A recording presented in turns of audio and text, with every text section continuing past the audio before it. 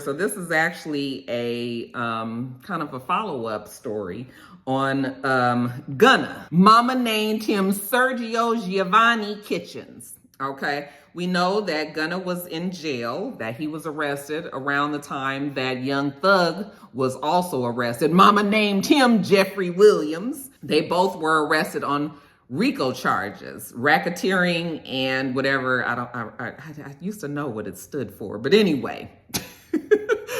They were arrested on RICO charges, and we know that RICO charges are serious, it's federal, and that usually when they bring down RICO charges, it's because they actually have so much evidence. Like, they have been building this case for sometime years and watching people, and then they go in and they just lower the boom and they sweep everybody up.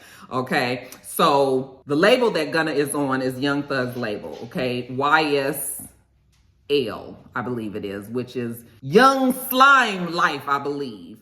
The government is saying that that is actually a gang and that they are affiliated with the Blood Gang.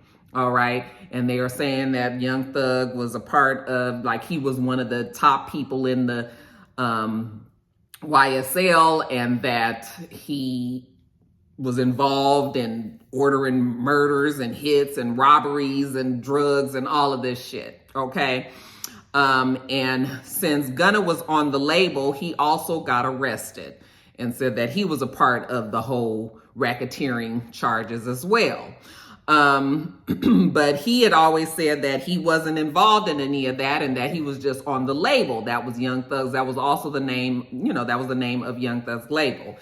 But the government was like, nope, you got it. You was on it too. You going to jail too. So he has been in jail. They have been in jail for a good part of this year and been trying to get out of jail, both of them, and it was not happening. Well, many of you guys will be happy to hear that Gunna ended up pleading guilty to racketeering charges, and he was immediately freed from jail yesterday.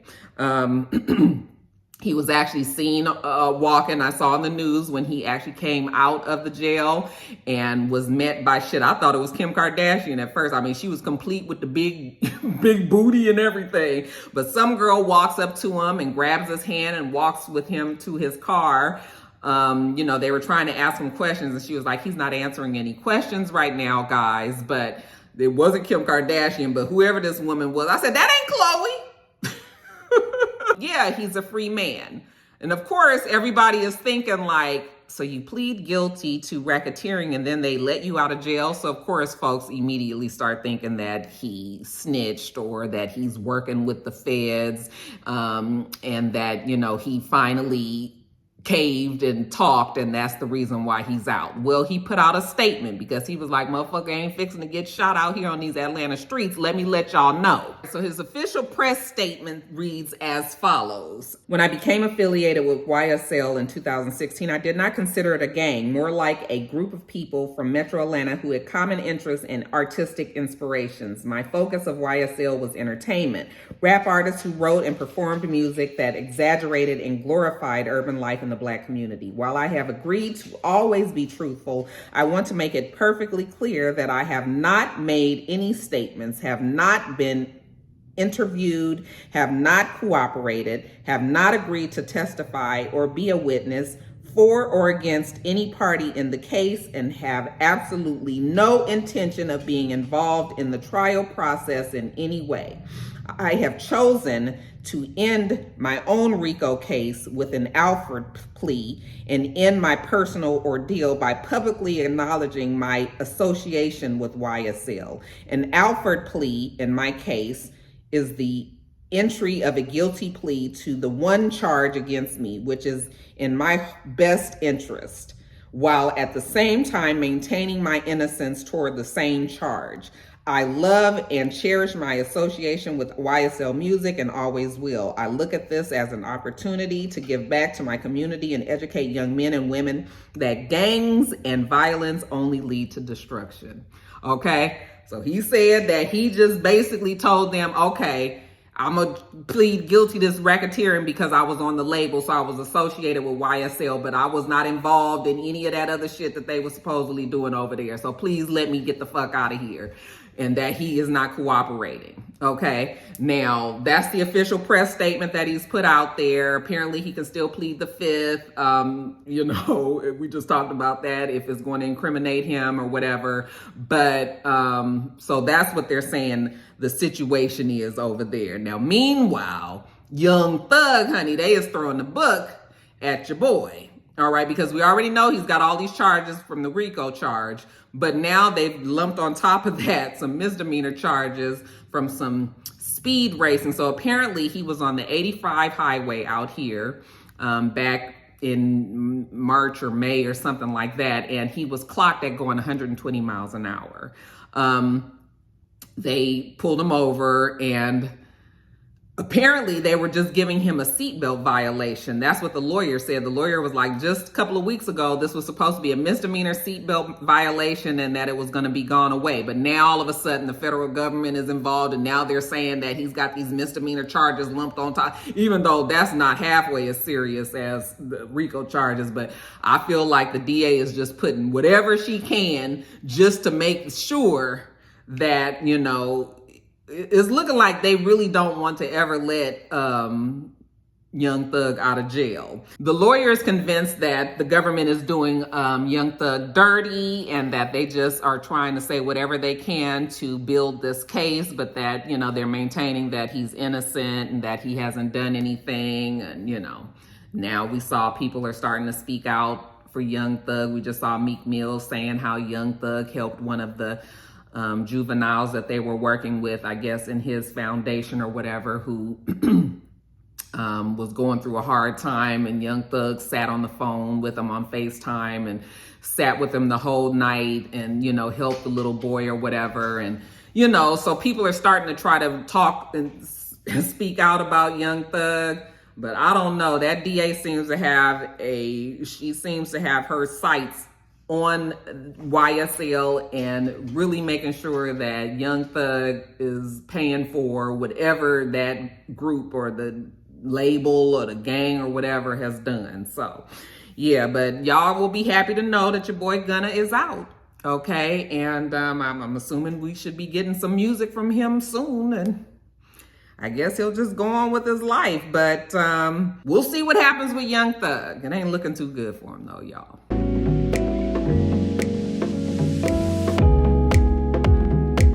All right, you guys, and I guess we'll throw a little politics on here at the end. Biden signed into federal law the Federal Marriage Protection Act. Okay, there was a big ceremony at the White House the other day.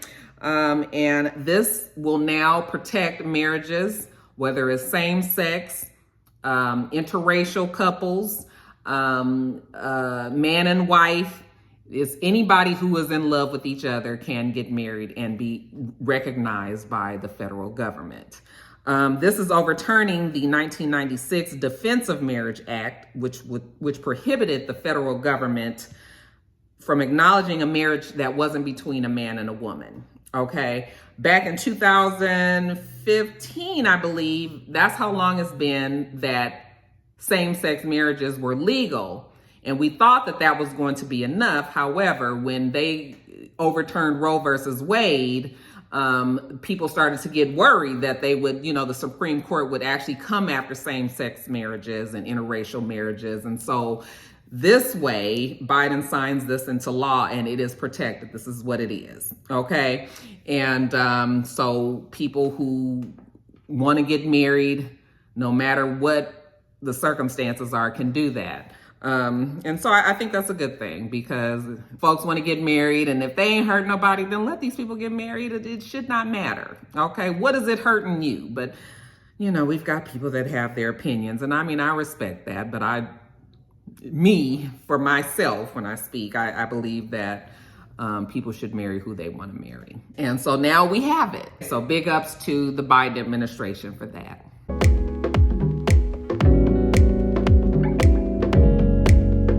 All right, you guys, next story up. So MarkCurry was at a Wyndham hotel. Apparently he was going to be performing at a comedy club in this Wyndham hotel. This was in, was it in Idaho? I'm sorry, I did not check. I'll put it on the screen where he was. And apparently MarkCurry had gone down to his, to the lobby of the hotel, you know, to just change the scenery. I guess he had been in his room. He wanted to go down and get some coffee. He was just sitting there minding his own business. And one of the white employees came up to him and asked him if he was a guest there.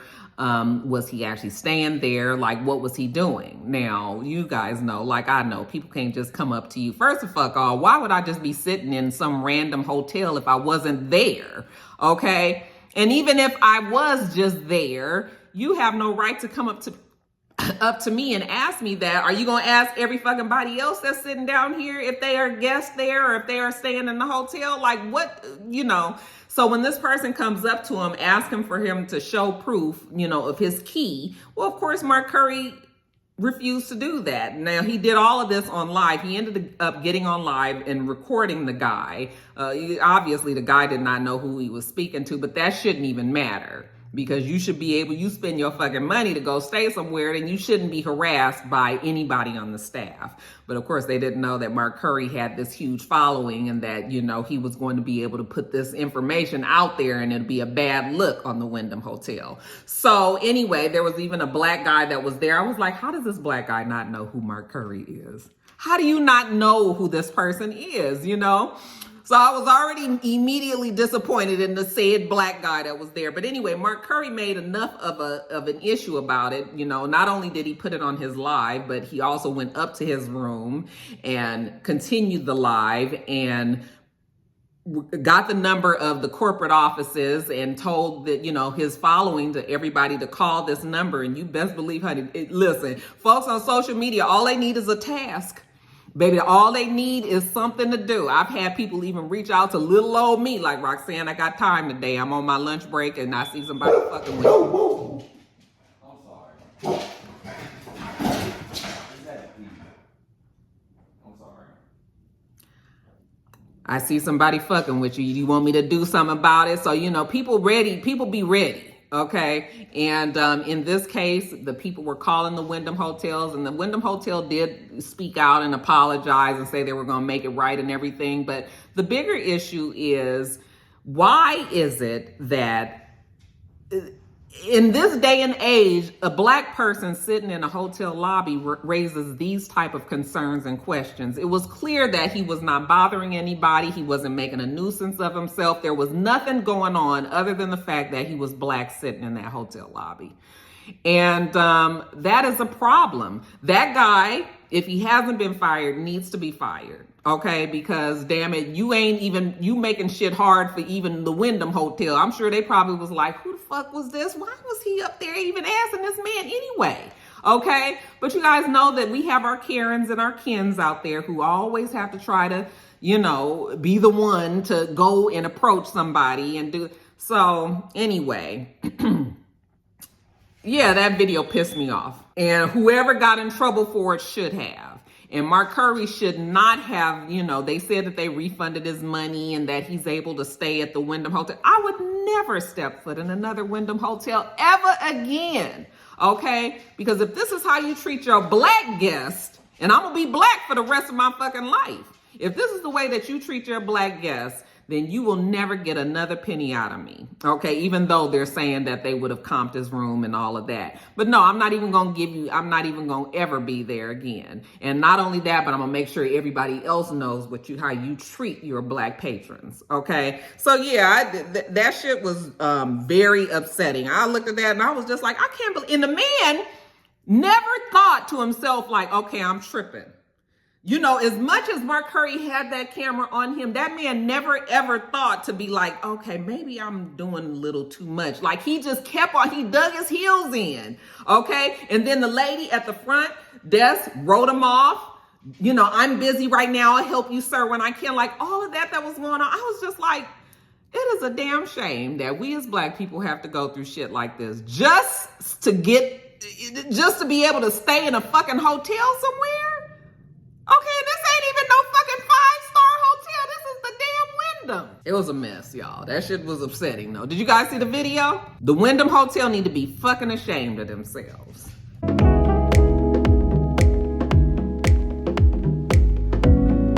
All right, you guys, so many of you guys asked me to comment on the ick video that the nurses at Emory Hospital out here did. These were the nurses from the labor and delivery ward, I believe, that were talking about certain things that bug them as nurses in the labor and delivery ward.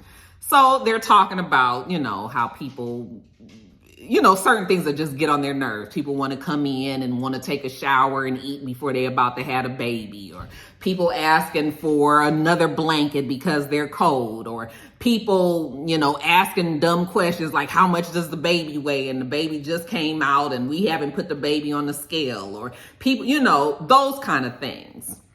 Which, granted, I'm sure that nurses all over this world will have plenty of things to complain about in their profession, just like anybody else has to complain about the job that they do. The problem that I had with that is you work in a service-related field, okay? You have to serve people. As a nurse, you have to have bedside manner, you have to be understanding, and while we know that everybody has their complaints, what you don't need to do is put that on social media. One day people are going to realize that there are certain things that only you talk about at the kitchen table, okay? And I bet you those women probably didn't think that that would get out and go viral the way that it did. But see, that's the funny thing about social media. You don't know what's going to go viral. You don't know, okay? So even if they might have had a little friend group, all right, that they just sent it amongst their own little group, that shit, all it takes is one person to send it to somebody else and then it's out there, So I believe that it was a dumb decision for them to make that video, because we don't want to know as, patients in your hospital that you actually have all these annoyances that we do that gets on your nerves, even though it's a reality. We don't need to know that, okay? And so Emory fired them. And I feel bad for them, because I think that they were just kind of just playing around but yeah, I totally understand why Emory did that. You can't have these people now servicing people that are coming in there to have a baby, and I saw your video, okay, and you talking about the shit that get on your nerves, and then I'm supposed to expect you to help me get through this labor? And I'm supposed to trust you and all that? So Emory was put in a position, and they didn't have any other choice to fire those ladies. And I think it's too bad, because I'm sure that those women, anybody that's a nurse will tell you there's all kind of shit that happens in the hospitals that they have their icks for. That's why you don't need to be talking about your job on social media. You really don't.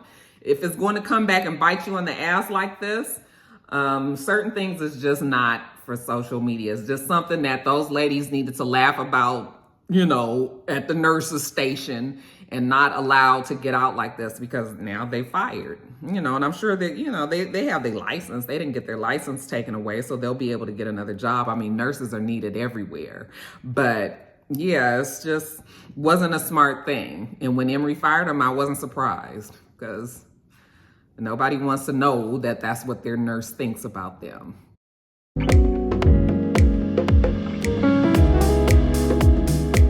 You guys, next story up. Self-proclaimed relationship guru Derrick Jackson has let us know that him and his wife, Dania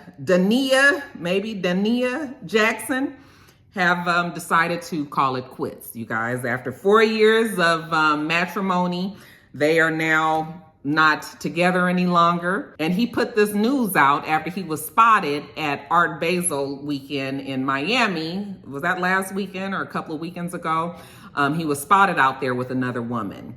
All right. And I believe it was put on social media that he was out there with a picture of him and the woman. And so that's when he had to come out and say that him and the wife are no longer together. Now, I don't know if it was surprising to the wife, because he said that they hadn't been together for some time now. But just a few weeks ago, the wife was out there, honey, putting the prayers out there for anybody that would attack her marriage. I'm going to read a little bit of the prayer to you. Now, she considered this a warning to anybody out there that has some foul shit to say, okay? And you guys know her and her helmet of salvation, that they have a direct line to God.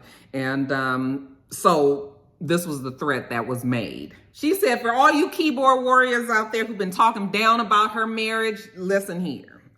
May your husbands and wives become widows. Get up here!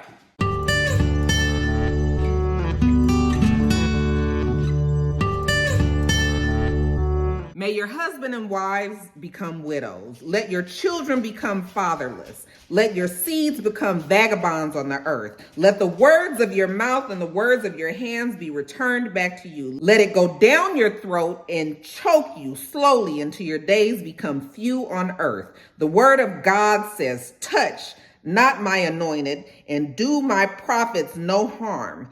You've been warned. Okay. Baby did not bite her tongue on that either. So yeah, she put the warning out there, but apparently, God saw different. And now her and Derrick Jaxn are no longer together, which is too bad. I don't want to joke about this marriage coming to an end, but, Derrick Jaxn, the reason why we even met his wife was when he had got caught cheating before. He had his mistress in front of his house, and taking videos and saying that he just got out the car and just went in the house and all of this. And that's when we finally met her, when everybody had all this scrutiny on their marriage because Derrick was out there doing whatever Derrick was doing. Okay. And, I don't know if she didn't believe it then, or maybe she just felt like they were working on their marriage and that he was going to do better. But now that, they've seen him out in Miami with this other woman and he put out the statement that they are no longer together, then Dana, however you say her name, and her helmet of salvation and Derrick are no longer. I don't know why people put them labels on themselves when they know that they might not be living up to those same standards that they're putting out there for everybody else to be following. So, but I'm not surprised because Derrick obviously wanted to see other women. If you guys are out there looking, Derrick Jaxn is now, and his wife, they are both now available.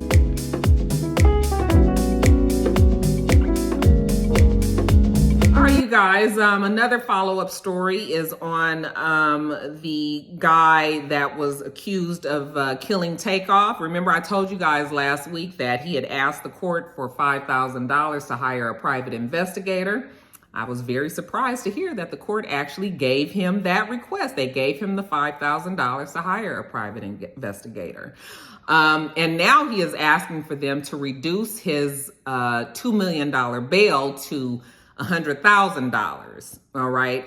And that if he does get granted the $100,000 bail, that he promises to live with his parents until he goes to court.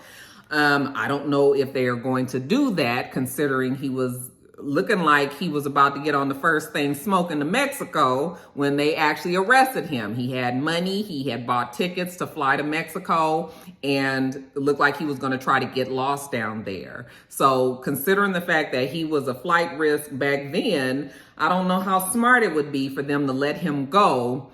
Even though he probably couldn't really get far, I'm sure that, they would catch him. But why even risk that when you already got him and just keep him in jail? I mean, you definitely have reason to believe that he did this. And so, it wouldn't be, consider them just holding him for no reason. So I don't know, but that's where we are with it now. He's trying to get his bail lowered. And I guess it remains to be seen if the courts decide to do that.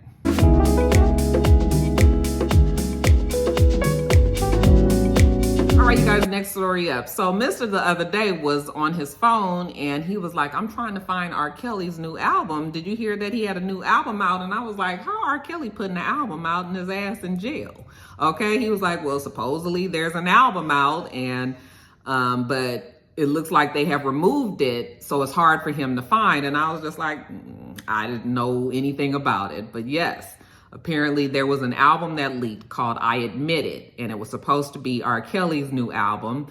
And it first originally released on the streaming services, but then they realized that this was R. Kelly, and so they all took it down, Spotify and Apple Music and all of them. They all ended up taking the music down, okay? But apparently you could still find it on YouTube. I don't know if it's still there. And anyway, Mr. ended up finding it on YouTube, and we listened to it.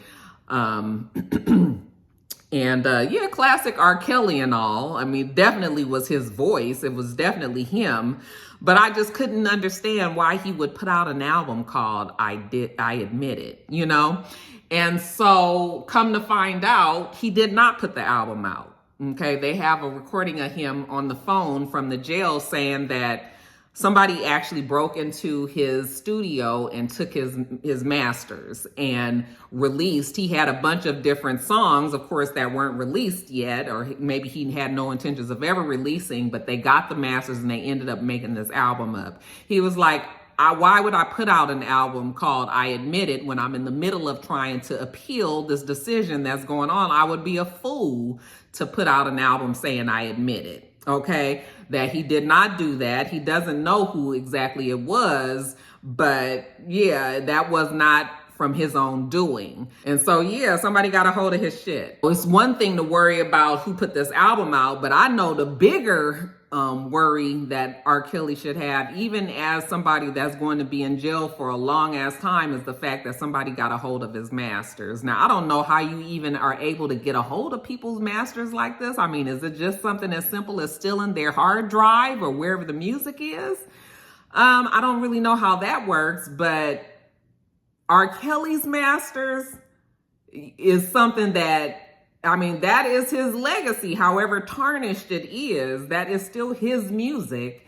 And for somebody to have, you know, not only stolen it, but controlling it and doing these kind of things like this, you know, if I was R. Kelly, I would be in a fucking panic. Like, find my damn masters. But what really can he do while he's in jail? He has to rely on people to help him, and you know, R. Kelly is not anybody's favorite these days. So it's probably hard for him to find somebody to trust enough that's able to even do these things for him. So, you know, I don't know what's going to happen with that. But yeah, the masters and them R. Kelly masters, even with people not wanting to deal with R. Kelly, listen to his music or anything anymore, them masters are still worth quite a bit of money. Okay. And, yeah, I know he's feeling some kind of way about that. So we'll see what happens. But yeah, R. Kelly said he ain't put out no damn album called I Admit It. I mean, you know, even with the shit that he's done, he say he ain't that stupid.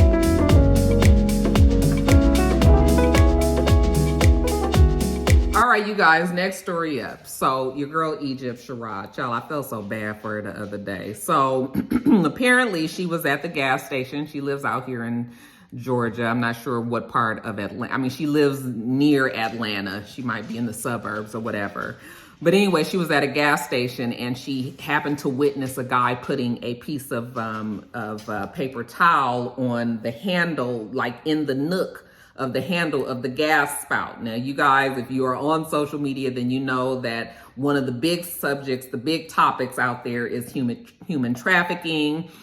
There were videos going around at one time where women were saying how there was a piece of tissue that was in like the door handle of their car. And once they touched it, that, you know, they ended up being drugged and ended up being in the hospital, and they had like poisoning and, you know, all of these things. And people started to assume that that was one of the ways that a lot of human traffickers are getting a hold of the people that are now missing and putting them out as sex slaves or human trafficking, whatever they're doing with them.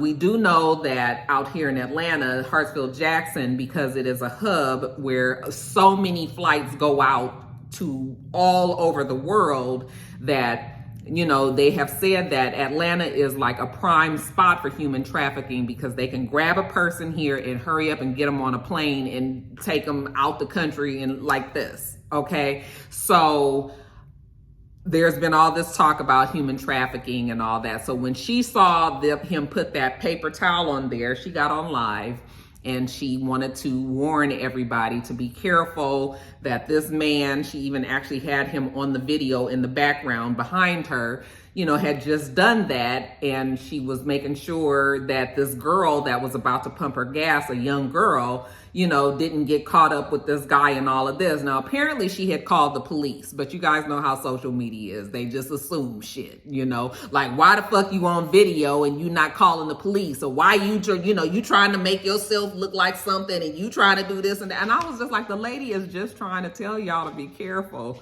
And why has it turned into all of this and, you know, her lying and her not trying to help the girl and didn't call the police and was trying to get attention? I was just like, how did it become all this?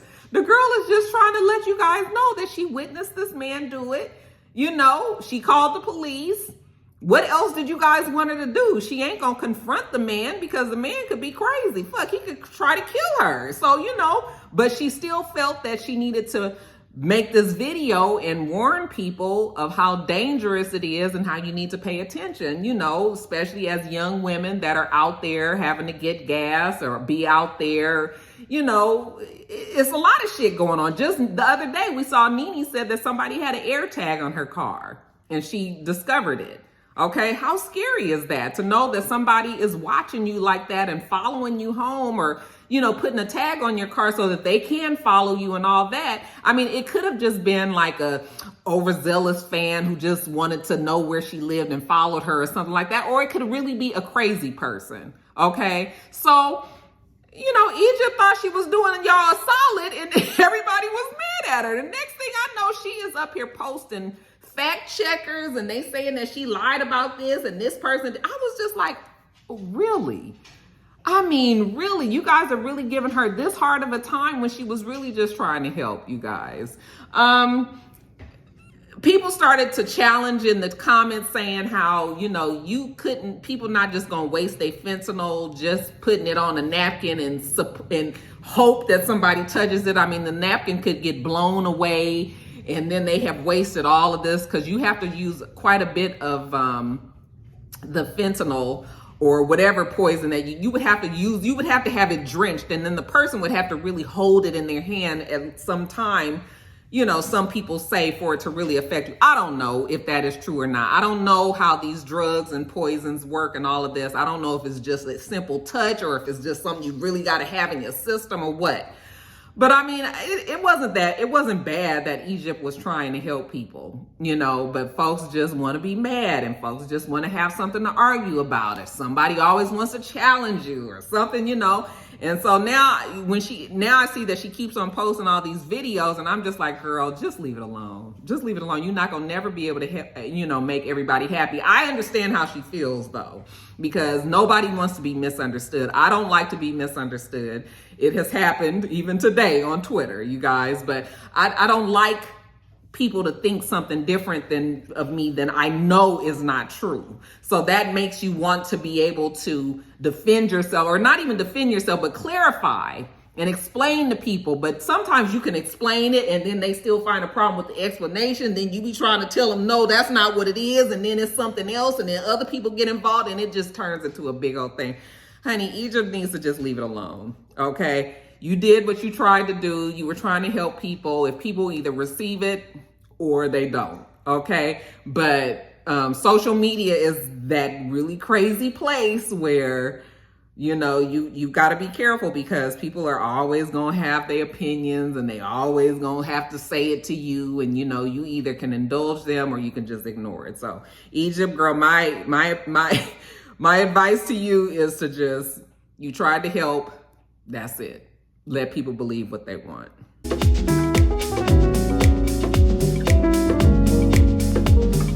All right, you guys, and last story, I hate ending my videos on, you know, not happy or positive stories, but this is the last story that I have, you guys. Apparently Kalani was sexually assaulted at her concert. So she has been performing overseas, and she had a concert at the O2 Arena on December 13th. Well, apparently after her concert or before her concert or whatever it was, she was going through a crowd of people, I guess being led by her people, but you know, it was a crowd of people and it was very close quarters, or her trying to get through, you know, snaking through fans and things like that. Well, apparently somebody, as she was going through the crowd, got underneath her skirt and jammed their fingers up her cooch, okay? And she was so upset about it because, I mean, that's sexual assault, all right? Even in a concert, you know, even in this concert venue, if you are assaulting me, touching me, jamming your fingers, going up my skirt, I didn't tell you that that's okay, that's sexual assault.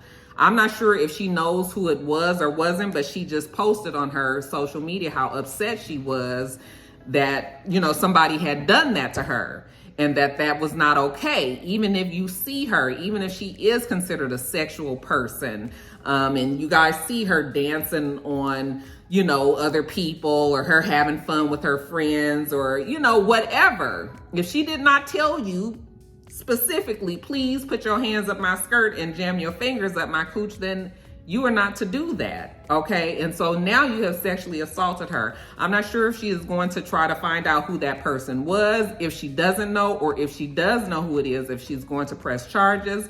But she was very, very upset about that. And I actually felt bad for her, because nobody should have to, I mean, why do people think that's okay? But I also believe that as an entertainer, you can't, sometimes it does best to not even be down in the crowd like that, because it's dangerous. You know, people are fanatics. That's what the word comes from, you know, and people want to touch you, or they want a part of you. And then unfortunately, you've got creeps and freaks and, you know, people like this who will go up your skirt. But, you know, if she does decide to try to figure out who it was and press charges, if she does know who it is, you know, I think that she should. Can't be doing shit like that.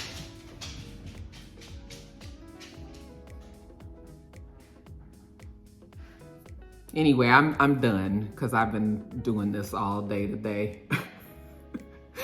I thought Blue was gonna bark because he heard the door open, but Blue did me a solid. Let me get off of here, y'all. Kalani, hold your head up, girl. It's gonna be all right.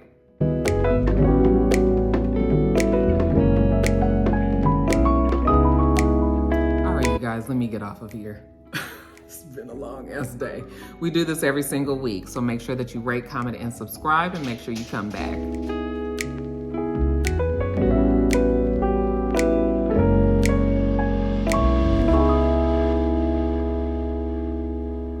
Until next time, rock stars. Bye.